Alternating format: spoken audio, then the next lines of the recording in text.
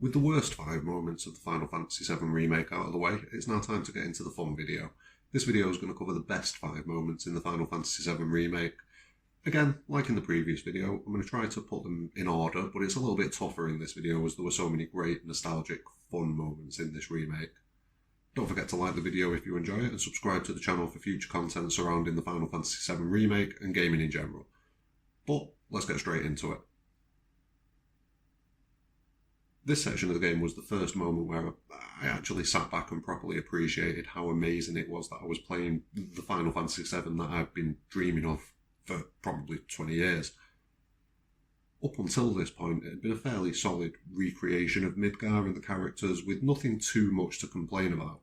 But when you get to that scene with Cloud and Aerith in the church, and then you have the journey to get Aerith back home, you have the fight with Reno as well, of course, but it's the little scenes, the little moments between Cloud and Aerith that, I don't know, something just clicks.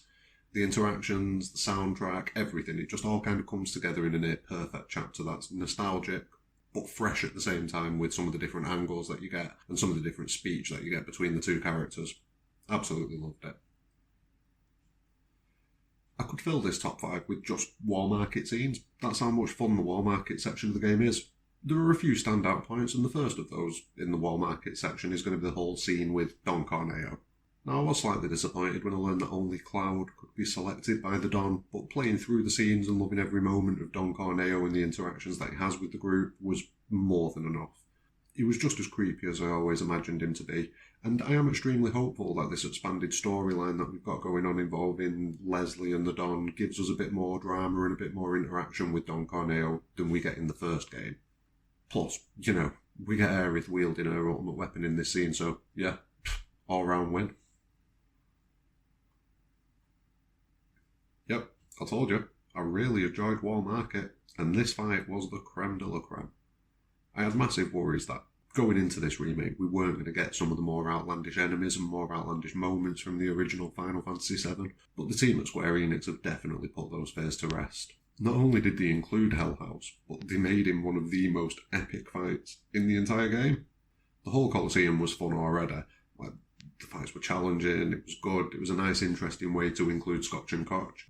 But to cap it off with Hell House in the way that they did, well... Mwah. And here we have probably the best moment from the whole of War Market. Not only was it a much smarter and more natural way to incorporate the whole cross-dressing angle and that storyline for Cloud where he's got to try and get into the Don's mansion, but it was a nice fun minigame that was reasonably challenging, and more than anything, it was entertaining, it was fun. I was literally sat there with a massive grin across my face as I played through this section of the game. It was so much fun, and it kind of falls into the same category as Hell House previously. It was one of those scenes that we were a bit worried wouldn't be included in this modern day and age. Then we were a bit worried about how they were going to implement it. They absolutely smashed it for me. Well, in the review that I did of Final Fantasy VII Remake, which you can click on here, I did sort of criticise this scene a little bit.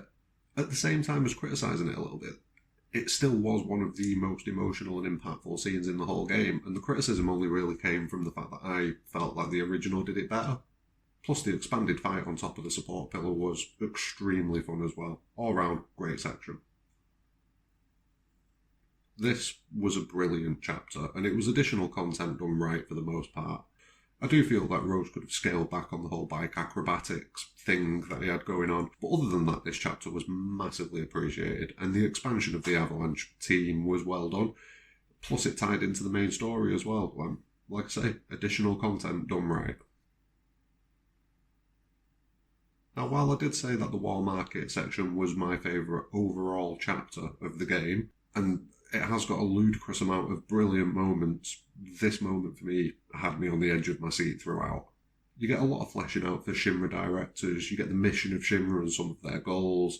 Obviously it's all propaganda. The visuals are stunning, like some of the videos, like the little corridors that you walk through with the giant screens on them where you literally just get it rammed down your throat what Shinra are all about. It's amazing. Barrett's reactions are phenomenal.